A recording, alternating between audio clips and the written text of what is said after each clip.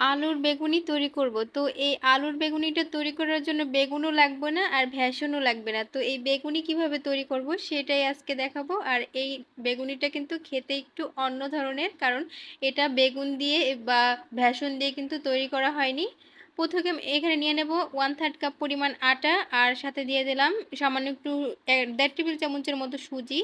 তারপরে সামান্য একটু হলুদের গুঁড়া আর একটু ধনিয়ার গুঁড়া, কালো জিরা, সামান্য একটু লাল মরিচের গুঁড়া, আর দিয়ে দেবো একটু ধনিয়া পাতা কুচি। এগুলো দিয়ে আর সামান্য একটু দিয়ে দিলাম ম্যাগি মশলা। তো এগুলো দিয়ে আর পরিমাণ মতো লবণ দিয়ে আমি নর্মাল পানি দিয়ে একটা পাতলা একটা ব্যাটার তৈরি করব। মানে ব্যাটারটা খুব বেশি কিন্তু একদমই পাতলা হবে না, একটু ঘন টাইপের হবে। এরকম ঘনত্বর একটা ব্যাটার তৈরি করে এক সাইডে রেখে দিচ্ছি। এদিকে 1 কাপ পরিমাণ নিয়ে নিলাম আটা, আর আটার সাথে স্বাদ মতো দিয়ে দিলাম লবণ, আর সামান্য একটু রান্নার রেগুলার তেল দিয়ে দিলাম। তেলটা দিয়ে ভালোভাবে নেড়েচেড়ে মিশিয়ে নিচ্ছি। তারপরে নর্মাল পানি দিয়ে একটা ডো তৈরি করব। ডোটা কিন্তু খুব বেশি শক্তও হবে না, আবার খুব বেশি নরমও হবে না। আমরা রুটির জন্য যেমন ডোটা তৈরি করি ঠিক সেভাবে করেই ডোটা তৈরি করব। তো ডোটাকে এক সাইডে রেখে দিচ্ছি। এদিকে একটা সিদ্ধ আলু নিয়েছি, তো সিদ্ধ আলুটাকে আমি ম্যাশ করে নিয়েছি। এখানে একটা ম্যাগি মশলা দিয়ে দিলাম, আর দিয়ে দেবো ধনিয়া পাতা কুচি, আর দিয়ে দিলাম একটা কাঁচামরিচ কুচি 2-3টা মতো, আর দিয়ে দিলাম সামান্য একটু পেঁয়াজ কুচি, আর সামান্য একটু লবণ। তো আপনারা কিন্তু চাইলে এখানে পেঁয়াজ বেরেস্তাও ব্যবহার করতে পারেন, আর আমি কাঁচা পেঁয়াজটা ব্যবহার করছি। এখানে সামান্য পরিমাণ দিয়ে দিলাম, মানে 1 টেবিল চামচের মতো হবে। এখানে আমি মসুর ডাল সিদ্ধ করে রেখেছিলাম, সেটা দিয়ে দিলাম। এটা অপশনাল, কেউ না চাইলে নাও দিতে পারেন।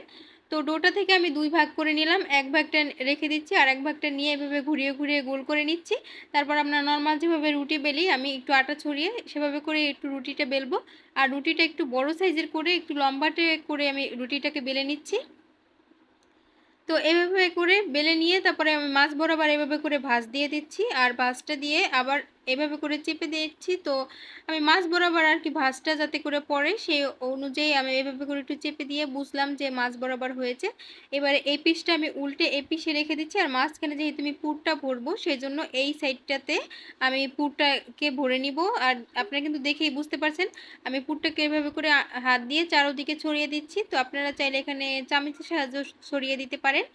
চারদিকটাতে আমি এভাবে করে পুরটাকে ছড়িয়ে দিয়ে তারপর এই দিকটা থেকে আবার একটা উপর থেকে ভাঁজ দিয়ে দেব। এটা আসলে বলে বোঝানোর কিছু নেই, দেখলেই কিন্তু বোঝা যায়। তারপর এইভাবে চারদিকটা একটু চেপে চেপে লাগিয়ে দিলাম, আর একটা নিয়ে নিলাম। এবারে ছুরির সাহায্যে আমি এভাবে করে লম্বা লম্বা করে কেটে নিচ্ছি।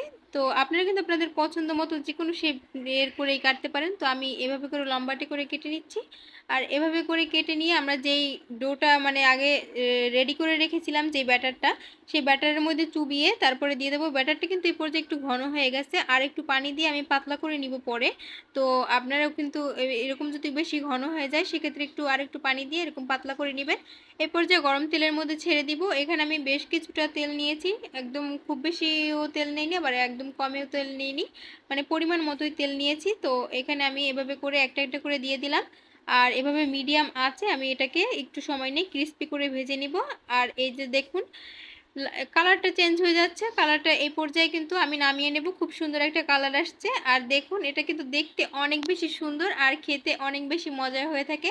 তো কেমন লাগছে আমার এই আজকের বেগুনিটা, তো অবশ্যই কমেন্ট করে বলবেন, আর ভিডিওটা ভালো লাগলে অবশ্যই একটা লাইক করে দিবেন।